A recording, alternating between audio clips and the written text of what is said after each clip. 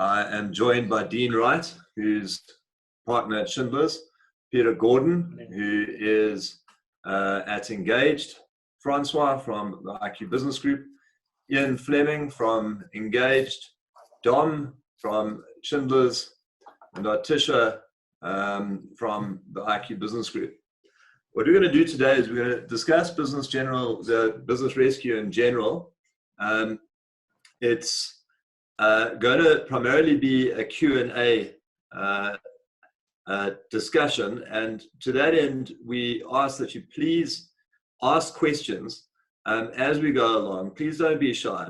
Mindful of the fact that the reason we have these webinars is so that we can address the questions. Otherwise, it would be quite easy for us just to put a pre-recorded video on at 10 o'clock each day, setting out what the law is or what the dynamics are in relation to business rescue. So please ask your questions. You can ask questions anonymously. And I see I've got a Claire Waldeck who's about to ask a question because she said hello. So that's good. I like the enthusiasm. So I'll kick off by just in very, very, very general terms. I think there's been a lot of reading up by participants, attendees on business rescue. So there is a general understanding. On that score, if there's anything that you would require an understanding or an explanation, please let us know by way of a Q&A. So I'll kick off by asking Peter just to take us through business general, the key features to business rescue rather. I think with a focus on the moratorium and contracts. Peter? Maurice, thanks. Morning, everybody. Yep, business rescue promulgated in 2011 in the 2008 Companies Act, Chapter 6.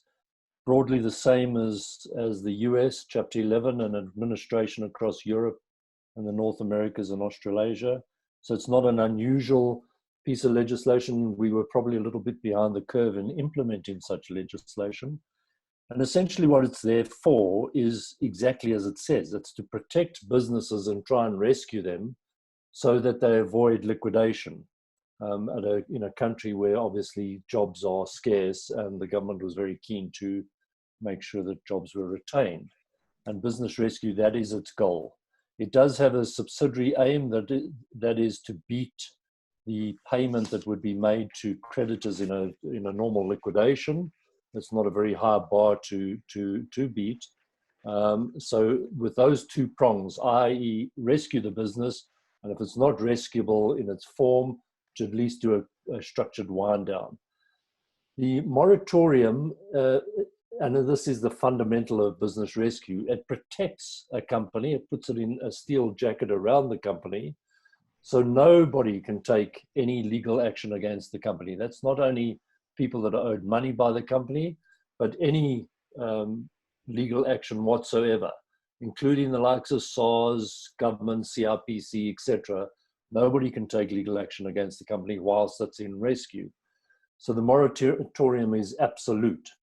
The company, however, is not prevented from taking legal action itself whilst in rescue. So in rescue, a company is trying to trade as business as usual, but under the guidance and control of a business rescue practitioner.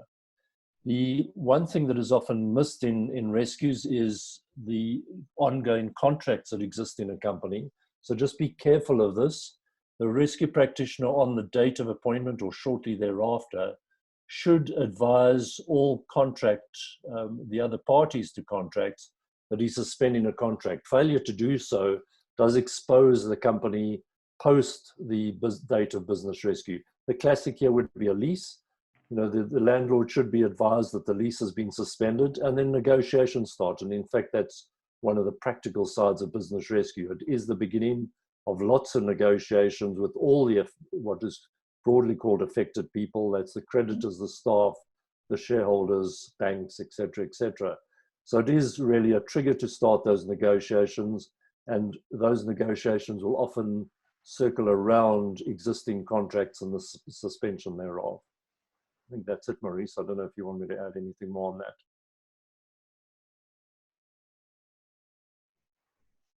Maurice, you're on mute. I tend to do that far too often.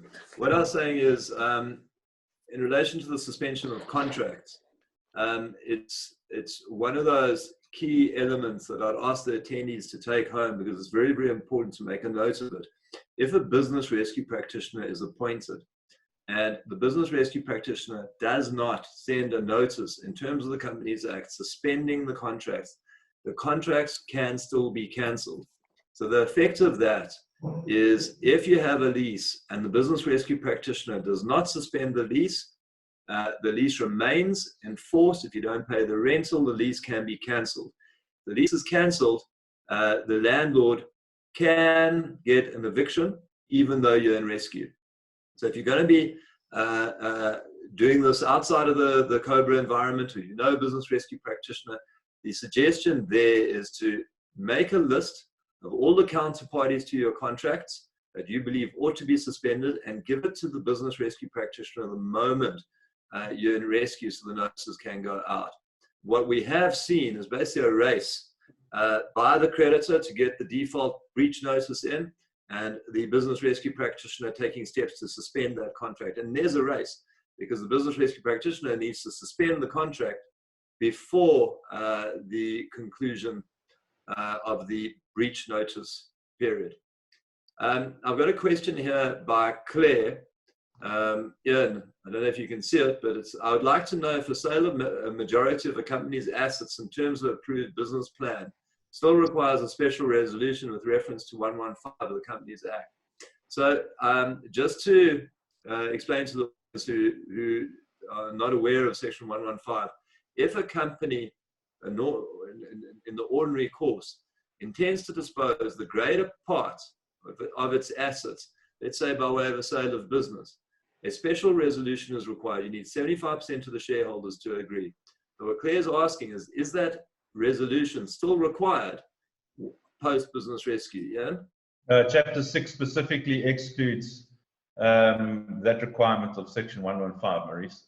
Chapter 6 basically states that if the sale of a majority of the company's assets have been approved in respect of an adopted business rescue plan, then Section 115 does not apply. So no, it doesn't apply. Okay, so we're talking about a sale. Whilst I've got you, Ian, you mentioned a business rescue plan. So let's just understand what that is, because the plan is really the key feature. And I say to you, it's a key feature. Can you tell the attendees why? Yes, absolutely. So the business rescue practitioner, comes and takes over the business, and the first thing he needs to do is to tell the creditors, or he needs to tell the affected persons, which is the creditors, the shareholders, and the employees. In as short a time as possible, he needs to tell them what his plan is to rescue the business. In other words, to be able to repay creditors, to keep the staff in their jobs, and hopefully to get some value for the shareholders at the end of the day. And the Companies Act basically allows for 25 days for the business rescue practitioner to put together the business rescue plan, in which he tells them what his plan is. So it's a fairly short amount of time. We always try to adhere to that timeline, the 25-day timeline. With smaller to medium-sized companies, it is doable. It's very doable. Small companies, with medium-sized companies, it's a bit of a push. With larger companies, it's very often not easy to get it done in the 25 days. So if SAA, for example, they've had to delay their publication of the business rescue plan in a couple of instances, apart from just the paradigm shift created by COVID-19. It's a big company, so it takes longer to put together the business rescue plan. But yes, the plan basically sets out everything that is that you find in a typical business plan. 3-year financial projections, what assets are going to be sold, a breakdown of the creditors by class of creditor, whether they're independent, whether they're not independent. And it also, very importantly, compares what creditors will get in a liquidation scenario compared to what they would get under the business rescue plan if it is implemented effectively and correctly. So typically in a liquidation scenario, creditors will end up getting very little. One of the aims of business rescue is for creditors is to give creditors a better return than they would get in a liquidation scenario. So that's a very important part of the business rescue plan, because at any stage of the business rescue process, if the practitioner believes that creditors will not get a better return than in liquidation, then he is obliged to put the company into liquidation. So yes, that's basically what a business rescue plan entails. After the practitioner has published the business rescue plan, 10 days later, he calls the second meeting of creditors, and at that meeting, he presents the business rescue plan, and the creditors vote as to whether the business rescue plan is approved or not. What's the role of directors throughout all of this? Throughout the process, the directors report to the business rescue practitioner. In other words, the business rescue practitioner has full control over the board of the company. And it's for that reason that it's very important for a company to have the right business rescue practitioner, because business rescue practitioner has to be somebody that the board of directors can work with. We always say that we will never know, as business rescue practitioners, we will never know as much about the company as the directors do. The people who have started the business, people who have run the business for however many years. Therefore, we will never come in and kick the CEO out of his seat and take over. That's why it's so we are there to hold the hand of the directors, to guide them through the process, plug the holes where they might be missing in terms of skills and so on in the company, and to hopefully get them out on the other end. So the directors, yes, long story short, directors report to the business rescue practitioner. It's very, very important for the directors to find a business rescue practitioner who is adequately skilled and somebody that they can work with, and somebody whose aim is to get them out of it at the end of the day. Peter, you've heard Ian saying that it's important to have a great relationship with the directors, but what if the directors have been joking the books and they haven't been paying tax? They've got two sets of books. How does one manage that? How does one deal with that? I think that there are quite a few attendees, certainly historically, who have had this concern, and they've raised it as a concern because they've admittedly been not that savory when it comes to the fiscus and paying tax. Peter? Maurice, look, well, first of all, let's be clear. The practitioner, as Ian rightly said, is in supervisory control of the board. And remember, the practitioner has full control over the business: hire and fire, sell assets, deploy assets, sell off divisions, etc. The one group of people that he cannot remove without going to court are the directors. He has to go to court to have a director removed. Obviously, first prize is to work with the directors. On the other extreme, which I've experienced a couple of times now, unfortunately, where there's been out and out fraud, where in one case, in both cases, investors were defrauded of their money. The practitioner is obligated in terms of the act to investigate any wrongdoing. If it is continuing, to make sure that management desists from doing so. And thirdly, then to report it to the authorities undefined. So really, you could go down to the local police station and report it, which is hardly likely to go any further. But that would be the responsibility absolved. The practitioner would be absolved of responsibility at that point. Obviously, what one's doing as part of an investigation is to ascertain whether there's any additional income and or assets that the company can get hold of in order to help help with the rescue. So that's quite an important part of it. That investigation can involve appointing forensic auditors if required. The practitioner is allowed to appoint anybody to assist in the rescue of the business. But importantly, the main aim for the practitioner in that role is to find out if there are further assets, further income, which will assist in the rescue. If there is a defrauding of Sars, we quite often see that in this sort of SMME market, then, and not only, I mean, this can happen in large companies as well, The practitioner has to tread warily here because you're trying to rescue the business. You need to balance that, your obligation to report any fraud under the general rules, and Maurice, you'll help me on where those rules lie, in reporting acts of fraud. If the practitioner is part of a professional body, a lot of practitioners are lawyers, insolvency practitioners, or accountants. Those associations have their own rules of reporting wrongdoing. So that has to be done, but it has to be done in the sense of you're trying to rescue the business. So don't go and throw the baby out with the bathwater.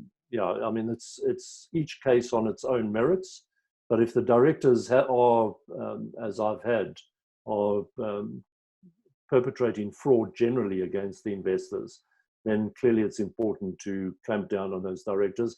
And in this case, I reported directors to the what was the FSB, now the FSCA, and essentially sidelined them. I ran the business with the finance director and the one operations director, and sidelined the other two that had been involved in the fraud. One did commit suicide shortly after my appointment, so it was only one that got sidelined. Thanks, Peter. But whilst I've got you there, let's say you come in and the business is fairly liquid, and it's got a decent NAV, but all of a sudden a SARS liability comes along because you've investigated and you've seen that there's a problem there. And the company needs to raise money to plug the hole, and if it plugs the hole, there will be a rescue, but it needs to raise the money. How does it do that? Well, Maurice, these are a few things that one has to take into account. The raising of money is generally called PCF, or post-commencement finance. If anybody's watching the news, they'll see that the government's just turned down the practitioner's request for PCF for SAA. If you do not get PCF in some form, and sometimes you've got to be very creative on this level, then you obviously can't rescue the business. The practitioner wouldn't be able to pay themselves, as well as paying anybody else assisting in the rescue, that on the one hand, and on the other hand, paying for the business to continue trading, sort of classic working capital. How do you pay staff? How do you pay for suppliers, etc.? Bearing in mind that a lot of suppliers are going to acknowledge that you're in rescue and immediately put you on a COD basis. So cash really is king in any rescue. If, in Maurice, your example, the practitioner through his investigations finds that there's an undisclosed liability, such as SARS, because they've been, if you like, defrauded in the past, then he has to properly account for that, bring that to book, bring it into the body of creditors, and bearing in mind that within the business rescue plan that Ian talked about earlier, you can include a compromise. So you can include the fact that creditors are only likely to get 60 cents in the rand or 20 cents in the rand or whatever that might be. Bear in mind that the creditors are voting on this plan. 75% of them who voted have got to agree to the plan. So you've got the support of creditors for a compromise.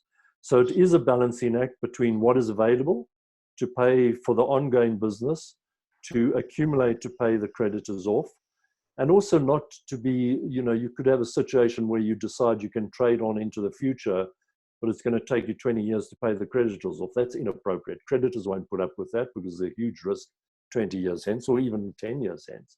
But, if you can show that the creditors can be paid a reasonable amount of what they owed over a medium term, then creditors will normally vote for it. Bear in mind, both Ian and I have highlighted the fact that at any time the practitioner is trying to beat the liquidation value and has to state it every time he corresponds with the creditors, that he still is firmly of the belief that this business can pay creditors better than they would get in a liquidation.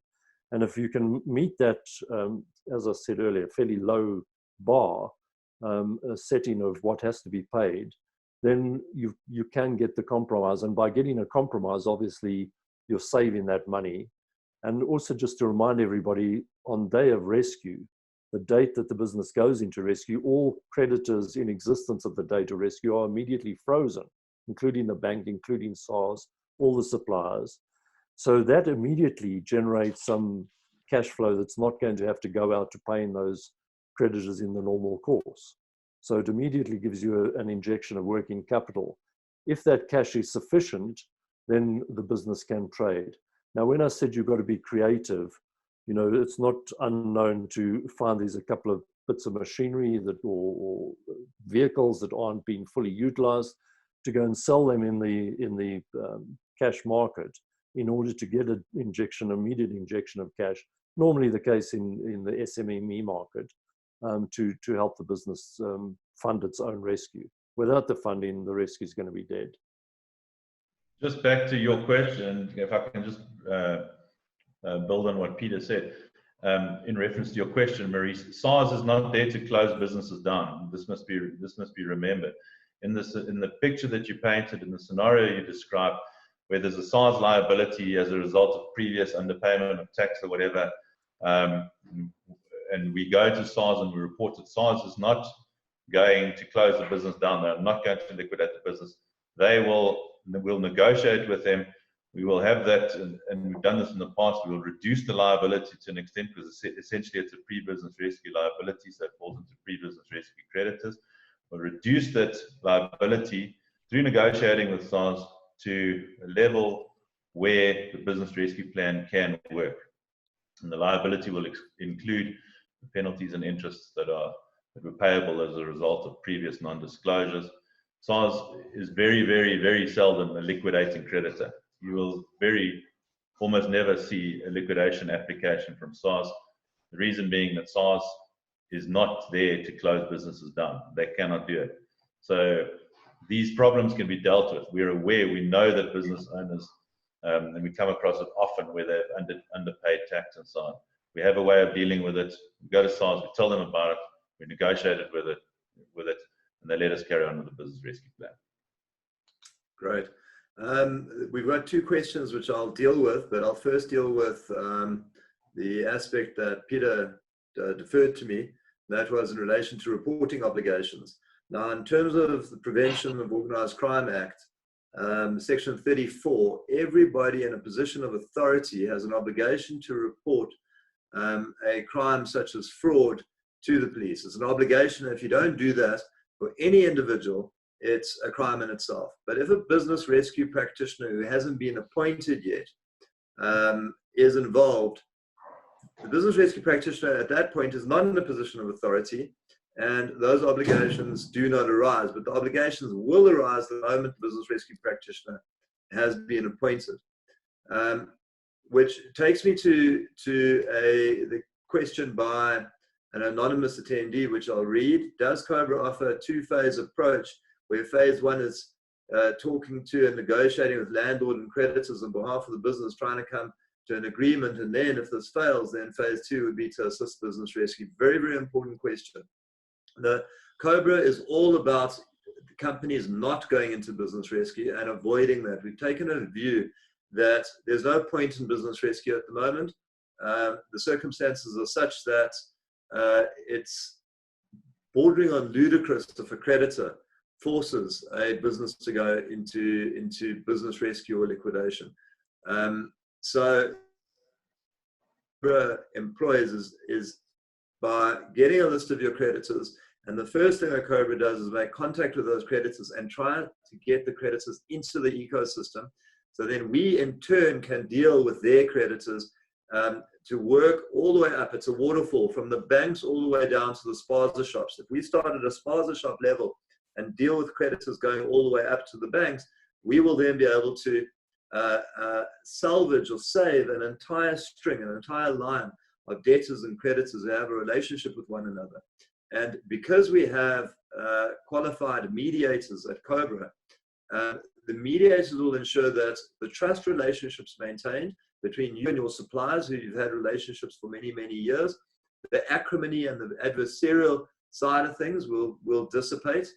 And just on that score, there's the questions often arises, is there a stigma to business rescue? Well, in this context, there isn't a stigma, and business rescue in all likelihood will only happen if a creditor is unreasonable. So to answer the question, we'll speak to the landlord, we'll try and get the landlord's agreement on either a holiday or a remission of rental. the idea is to make as many expenses variable as possible, which we'll touch on in this discussion. I'm going to ask Jamie's question. I'm going to direct it to Dean. Dean, the question is, I'm not sure if this is the right platform. Well, it is, certainly is. My sister and I have a restaurant, a staff of 17, monthly costs of about 300,000 with payroll, making up to 161,000. What aids are out there that I can apply for? My team is not 70% South African. Dean? Sure. Thanks, Maurice, and welcome to everyone this morning. So yes, there are a couple of relief funds that have been provided for. There's bank initiatives, there's government initiatives, solidarity initiatives, and business initiatives. Not to take too much time out of this particular webinar, but what I'd like Jamie to do is just have a look at our Cobra website. If you go to the bottom of the first page, you'll see there it says Cobra Help Portal and Knowledge Base. And the guys at Business IQ, in conjunction with ourselves, have put together some really, really good step-by-step guides on how companies who are looking for relief funds and measures can have a look at and take steps with. Just one in particular is TERS, and we actually have a great webinar that we did. It was hosted by one of my partners, Pierre, last week, that I can also send you links to. So, it is a bit of a complicated process, and we need to maybe get some more information on it. But I'd like you to start there and then maybe come back to us with more questions and information, and we can sort of dig deep into it and assist you, properly and fully. Yeah, I think that's fair. We'll set up a private pro bono, no cost webinar meeting with you and your team. But first, read the documentation, try and get to grips with it, and then we'll have a constructive discussion as to how you'll apply for it. Just whilst I've got you, Dean, on the question of PCF, whilst we're on relief funds, in Cobra, when it comes to finance options, so outside of relief, just take us through that. Outside of relief, in terms of post-convention finance? Yeah. Sure. So I think the important part is that, there's two stages, there's two phases. There's finance aspects prior to going into business rescue, and then there's the finance options after business rescue. And Ian and them can assist with this. But what I think we've seen a lot in these webinars is people, shareholders, wanting to put money into companies before business rescue. And we'll touch on it, I'm sure, a bit later. But the fact of the matter is that if you put money in prior to business rescue, you become a concurrent creditor. So what we are looking at in advising shareholders and people who want to put money into companies is to do it post business rescue, once it's already been placed into business rescue. What this does is ensures that post-commencement financier would be considered a super preferent creditor in the circumstances. So yeah, I think that's one of it wasn't what I was asking, Dean, but I think it's a very, very important takeaway. And that is that if you're going to put money in, as a lot of business owners have, then you want to business rescue, because then you get the additional security, you become super preferent in that context. So don't put money in yet if you're planning to speak to Cobra.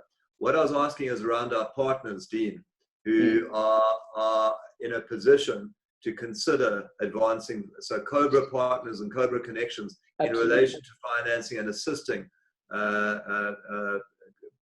debtors who are in the Cobra ecosystem. Sure. So we've partnered with a couple of finance partners in the background as part of this Cobra system, and each one of them looks at various different types of potential post-commencement funding, and they each have their own requirements. And again, it's not a blanket type of relief fund that we're offering. We have to get into further negotiations and discussions on whether these financing partners would be willing to look at assisting companies and their specific requirements on that particular question and need.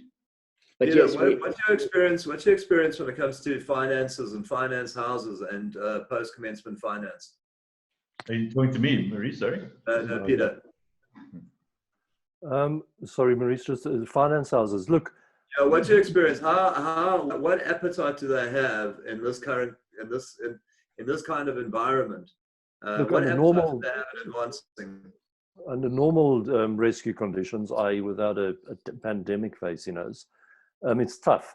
There isn't a developed market for distressed debt in South Africa, as one sees in Europe and specifically the States, where people trade in distressed debt. There are a couple of people that are very keen on providing facilities on the basis of PCF, as Dean was rightly saying. So, so that it's at least caught up in the business rescue and thereby preferent over other creditors. Remember, the practitioner can offer security up. So that security can be, mortgages, can do a sale and lease back of equipment, etc. So there are ways to protect the person who's taken a risk. Remember, this company's in rescue, so it's hardly can be classed as a good credit risk. So as long as you can provide adequate security for people, then post-rescue finance is available. The banks generally are obviously critical to this because you want to keep your working capital facility going. And thankfully, after an initial sort of wobble, the banks eventually got their acts together and they now have specific, if you like, business rescue liaison office departments. And Ian and I, talk frequently to these people, and they are of the mind to provide ongoing funding if they can see that it's a viable rescue. Obviously, if the bank takes a view that it's not viable, then you've got a challenge. But that's under normal conditions. Under the current conditions, let's just remind ourselves that the banks are running scared at the moment. They are really all scratching the bottom of the barrel to find out where they're going to be able to get income from. All the banks are going to be globally are going to be severely hit by this virus. So right at the moment, the banks are even more cautious than they are normally. So I would argue we haven't had an example yet of trying to raise bank funding during the COVID crisis, but I think it would make our task even more difficult than normally the case. Can I just understand you, Peter? Just pass over, Peter, and maybe you can jump in. Maybe you can answer this. Yeah, but I just want to understand. So, if a funder comes in, even a shareholder, and lends money, and the money is not good enough, and the company goes into liquidation, am I correct that funder, even though it's PCF, is a concurrent creditor? Yes. Sorry, Peter, go for it. Yeah, most certainly a concurrent creditor in liquidation, but that's where security becomes important. And remember, there's nothing to prevent a shareholder being offered security, including a director. A director can fund. The only person that can't fund PCF, interestingly enough, is the practitioner himself. It's not allowed. Let's say there's sufficient equity in a bond, so you can give security. Why would the bank ever agree to the registration of a second bond as security if on a liquidation that security would rank higher than the bank? Well, remember, the security is only is rather the debt is supported as far as the security allows. So the bank security hasn't gone away.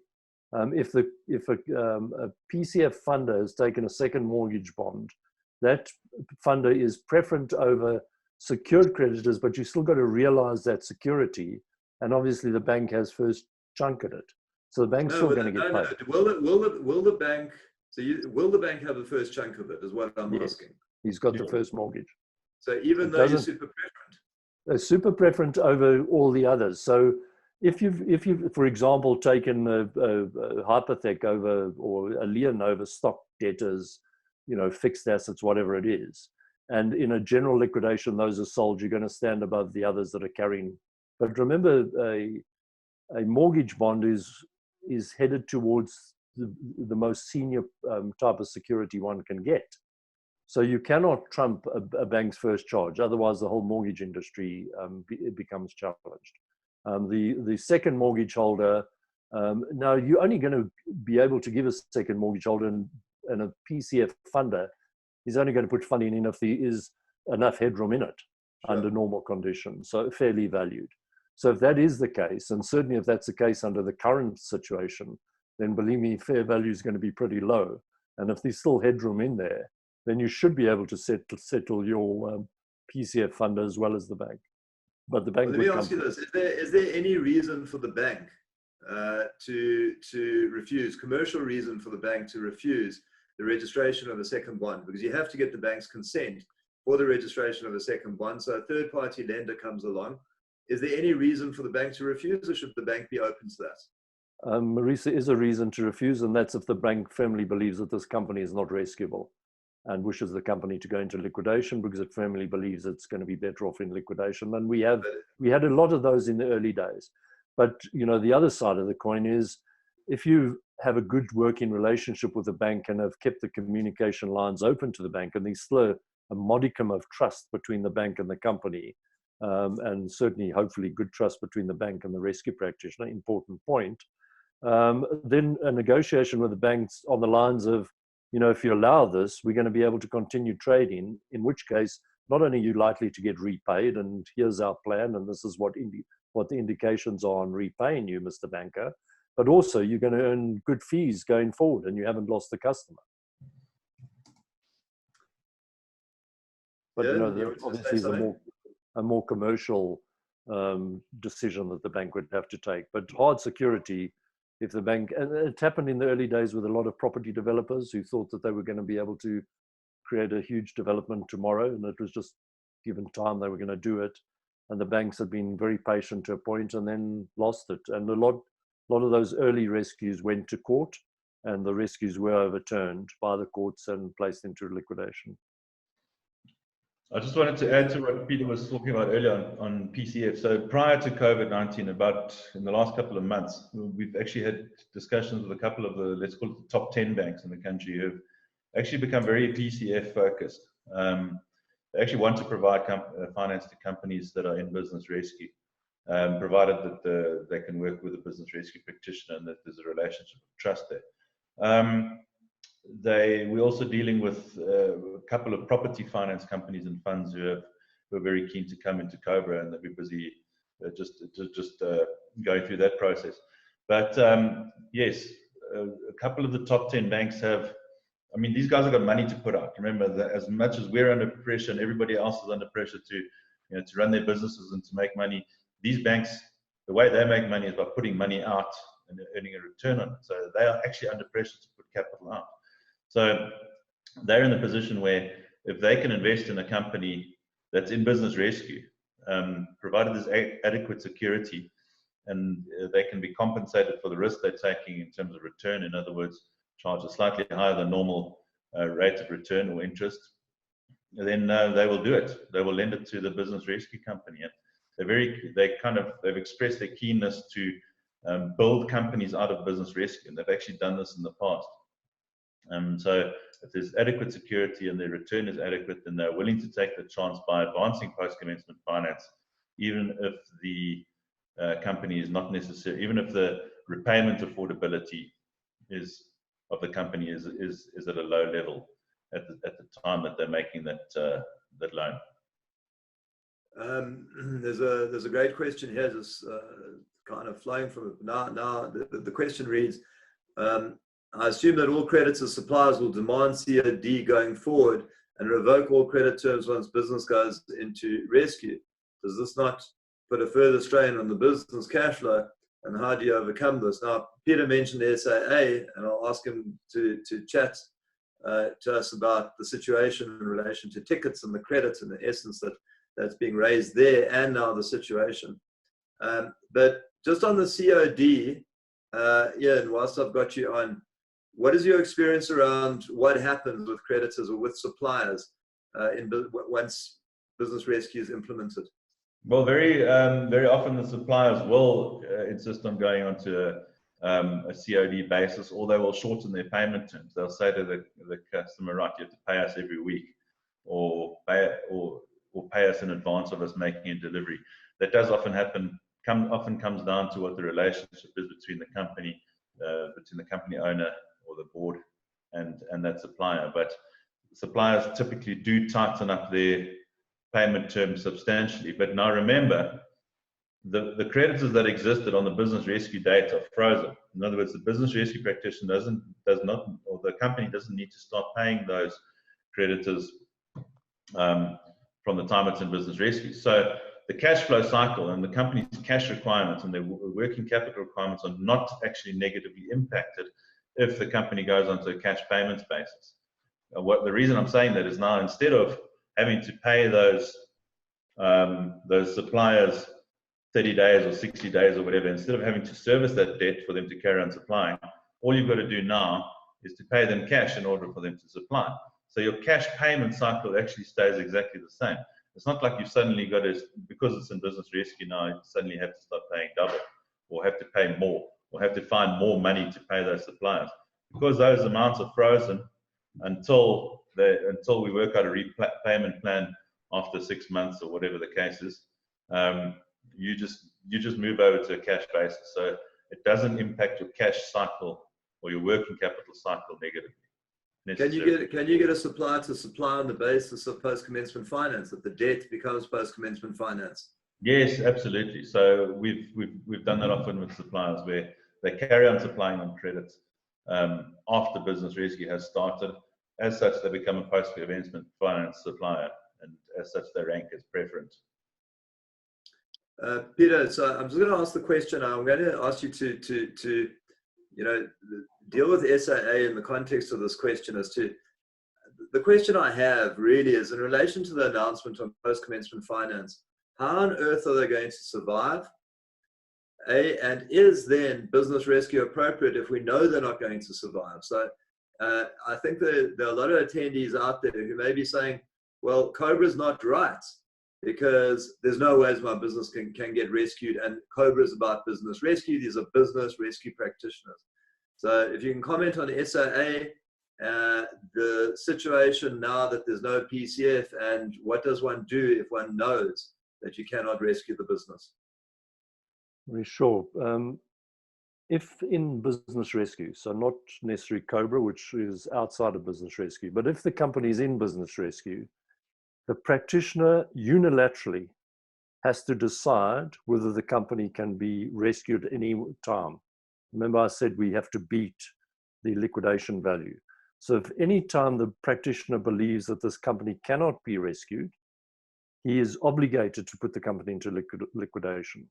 So believe me, the practitioners of SAA have a torrid task at the moment, unless they can find another white knight to come in, because government's not going to. Well, they've indicated thus far that they're not going to. You cannot raise the funding, you cannot keep the business going, therefore you're obligated to put it into liquidation. Clearly, good practitioners will battle on behalf of, remember, you're arguing on behalf of the affected people, essentially the creditors. You're trying to get as much for them as possible. So they will fight to try and find alternative sources of funding. In the case of SAA, that's probably a holy grail. The other thing to remember with the airline industry is people are paying forward. It's the same as travel agents, same as bookings at hospitality events. I think anybody that's currently buying a ticket in SAA to fly in 2 or 3 months' time is taking a huge risk. So your bookings and your cash flow immediately dries up because people aren't going to take that risk. So it's a sort of double whammy. I mean, the practitioners are asking the government to fund it, but they're also trying to trade out on those few flights and routes that they've maintained. Obviously, they have some stock available to sell, being aircraft, but I think most SAA aircraft are on long-term leases, so I'm not even too sure they have access to too many aircraft to sell. So it's a challenge. I mean, with the announcement yesterday of government withholding or stating quite categorically that they're not prepared to fund the 10 billion that was requested, I think the practitioners are probably deep in discussions with their lawyers at the moment, deciding whether to put this into liquidation, which is a sad day. But as I say, the practitioner has to put it into liquidation. You don't have the choice. Now, as Ian and I have said, that's part of the collaborative approach we take, because what we would do often, if it came to this, would be to place it with the creditors, ask the creditors whether they accept that this should be put into liquidation, and not make a unilateral decision. But in terms of reading of the Act, the practitioner can, on his own, merely apply to court to liquidate the company. The interesting thing on the deposit, sorry, Maurice, just as I think of it, is very often companies forget who their creditors are. It seems strange to say, but if you've been taking deposits, construction industry, you take a deposit up front. Travel agents take deposits. Number of businesses take deposits. We have the strange thing in South Africa where you have lay-bys. You have a clothing retailer taking lay-bys from customers. All those people suddenly become creditors of this business, often forgotten. So it is an important thing for the practitioner to delve deep to find out exactly who the creditors are. One of the reasons we put sorry, I just want to add on to what Peter said there. One of the reasons if we do feel that a company needs to be liquidated, one of the reasons we put it out to the vote of the creditors is that we never want the perception that we have there's any upside to us as the business rescue practitioners for liquidating the company. Hence, in a totally transparent process, we put it out to creditors to vote before we make the decision. And it's very important to bear that in mind. As a company, you never want a business rescue practitioner or you never want it to be perceived that the business rescue practitioner might be incentivized to actually put the company into liquidation. I mean, there have been cases in the past where that's happened. So we steer away from liquidations completely. We are there to rescue businesses and to get them out at the other end. But there have been cases in the past where business rescue practitioners have been accused of putting a company into liquidation, and that they are for some reason getting something out of it. So we don't want that perception ever to be there. And just important to add on that, Ian, that they specifically included in the Act that the practitioner cannot perform the role of liquidator. So to make sure that this sort of thing didn't happen, because unfortunately in the liquidation industry we know that things are often sold at bargain basement prices to relatives of the practitioner who's doing the liquidation. So there have been cases like that. Yeah, far too many. Yep. Ian, so whilst we're on SAA, let's just talk about the fact that, let's say the unions come along and they say no to a liquidation. First of all, the first part of the question is, can they? And the second part of the question is, they say, if you were to reduce staff salaries by 90%, okay, that renders the salary bill, there's a massive discount to the salary bill, and you say, cool, and you just want to implement it. Can you just say to the employees, take a 90% reduction, that's it? It has to be negotiated. We need at the end of the day, sorry, I'll deal with the second part of your question first, Maurice. At the end of the day, the staff is represented by a union, as they are in the case of SAA, and the union is prepared to reduce the salaries by 90% in order for the business rescue plan to work. Then what we would do as business rescue practitioners is sit down and build that into the plan, prepare new financial forecasts and so on, assess for ourselves whether we believe that that will enable the company or the business rescue to work. If we do believe it will work, then we will go back to the creditors, and ultimately the creditors need to vote on the amendment to the plan. So say it's 4 months down the line and the plan was already approved, and then the unions come forward and put forward this proposal, then we would need to take it to the creditors to, let's call it, reapprove the plan, to reconsider the new plan, and to approve it. And yes, the unions can come forward absolutely with a proposal like that. If we're on the verge of putting a company into liquidation, they absolutely can come forward, and we need to consider all reasonable proposals. So if it's a reasonable proposal, in our professional opinion, we need to consider it, we need to understand it, we need to believe that it can work.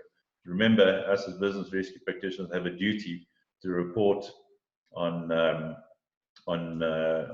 reasonable prospect of rescue at all times. So yes, and our duty is then to take it back to the creditors to re-vote on an amended plan, a plan that has been amended subsequent to being approved in the first place. Maurice, I have had an example where the union, the application went in for liquidation, the union opposed it. the courts ruled in favor of the union, and you get a horrible situation because there's no money, there's no hope of rescuing the business, and you can't liquidate it. It's a very unattractive position to be in. What happened there in that case? I wasn't the practitioner. A good friend and ex-colleague of mine was, and she negotiated quite long and hard with the unions. It was NUM. The unions were adamant that there had been fraud. It was a group of companies, and the subsidiary was the one in rescue.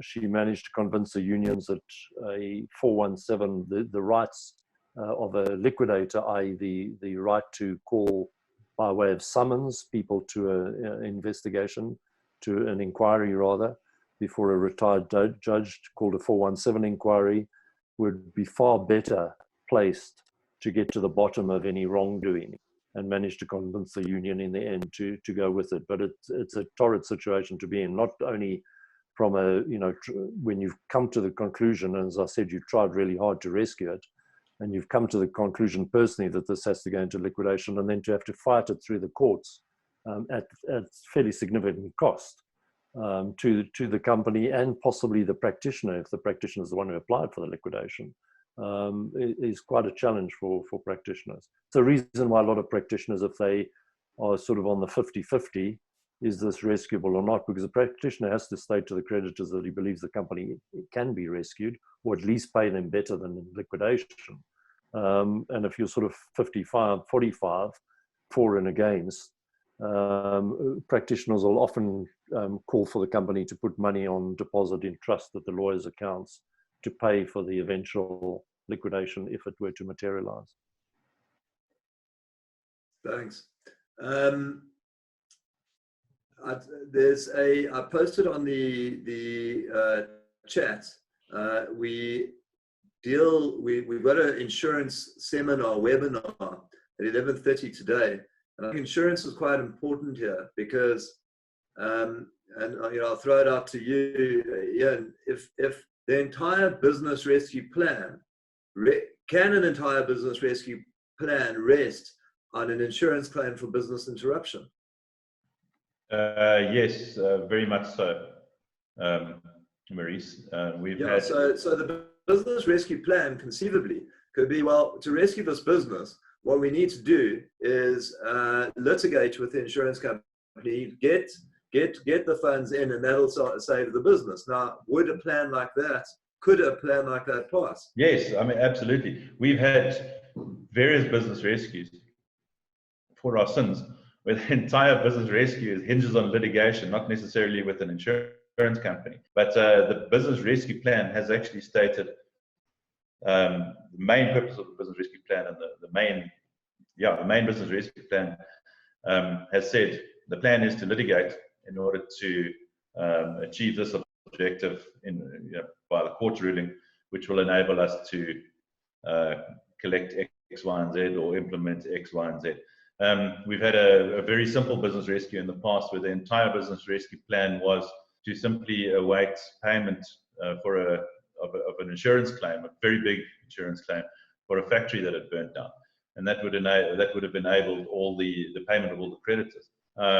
What had happened was that the payment of the claim was taking much longer than it should have, and the creditors were getting very nervous, and they weren't sure who to believe or whether the insurance company was ever going to pay out. We got appointed as business rescue practitioners before we even had a chance to publish the plan. We'd already reported to the company, to the creditors, that we believed that the insurance claim was going to pay out. And then before we'd even had a chance to publish the plan, the insurance did pay out. All the creditors were settled in full, and it was a successful business rescue. So that's how simple it can be. But yes, your answer to your question, can a business rescue plan basically be to collect an insurance claim in order to settle creditors? Yes, very much so. What's interesting to add there, sorry, Marie, so, is that very often what you're doing is you're weighing up the cost of rescue against the cost of liquidation. And if you've got a very simple, like Ian's example, you've got an insurance claim pending, that's classed as a debtor. And liquidation, you're going to pay 10% away to the liquidators for that. Whereas in rescue, you're paying on an hourly rate. And if the rescue practitioner's not having to do a huge amount, in this case, he didn't even have to put a plan together, your costs are far lower, and thereby, by default, your creditors are being paid out more than they would have been paid out in liquidation.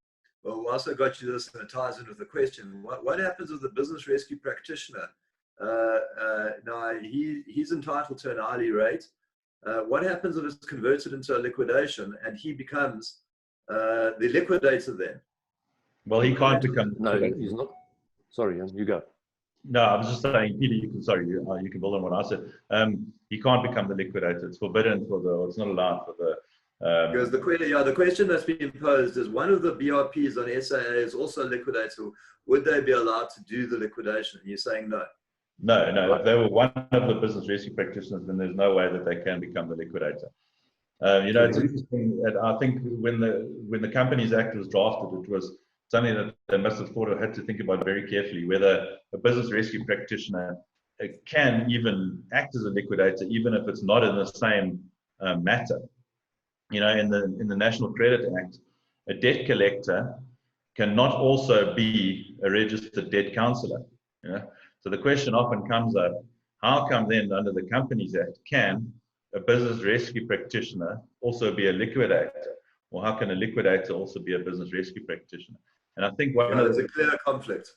One of the things that was considered by the people who drafted the act, I suppose, is that the liquidation skill set and the business rescue skill set must kind of overlap to a certain extent. And the inherent part of any business or a lot of business rescue would involve the sale of assets. And I suppose that's why they allowed liquidators to also be business rescue practitioners. But what we have found is that it's a vastly different skill set. The skill set to be a business rescue practitioner is a very, very wide one. It's not not just realizing assets and so on, and doing what. And I'm not trying to downplay what liquidators do. I know it's quite a complicated thing that they do. But business rescue is a very different skill set, and any liquidator operating in the business rescue space should ideally be complemented by a team that can actually, that has the required skill set in order to turn companies around and return them to solvent going concerns, as opposed to just winding them down. Yeah. To add to that, an important point, it's actually written in the law. I mean, in terms of liquidation law, liquidators are obligated to sell the assets as quickly as possible and get cash in to pay the creditors as quickly as possible. A complete anathema to business rescue, which is how do you take the assets and use them to trade to make money for the business. So as Ian says, unfortunately, there were a lot of the early practitioners registered by CRPC were liquidators who had no business sense. I'm not calling into question the current practitioner at SIA, his roots are insolvency, but he's a really good business rescue practitioner as well. So, you can, obviously people can straddle both roles. One important thing with your practitioner, make sure that if it is going into liquidation, that he's not in some way associated to the company that is doing the liquidation. I've seen that before. A firm of professionals where one member is doing a rescue. Remember, it's the individual that's appointed as the rescue practitioner, not the company. And then you suddenly find that another partner of that firm is doing the liquidation. Well, that's what I was alluding to earlier, Peter. Where Chinese walls don't exist. Conflict of interest, yeah. Absolutely.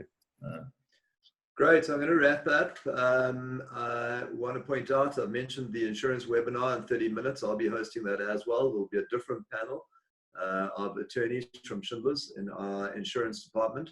And I just want to mention, to conclude, that Cobra is not only about the pro bono services that are being provided, but it's also a network of companies that can feed off one another. So if we identify a need for a supply by a company within the network, it goes without saying that the business rescue practitioners would look for a company to supply, to provide that supply within the network. So there's also that advantage.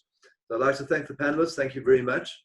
We're back tomorrow. If any of the attendees have any particular questions, you can come back tomorrow, same time, same address, and you can ask them then. The address for the webinar in 30 minutes has been posted. Please use that. I hope to see you in 30 minutes. Thanks, guys. Thanks, panelists. Thank you. Cheers. Thanks, Maurice.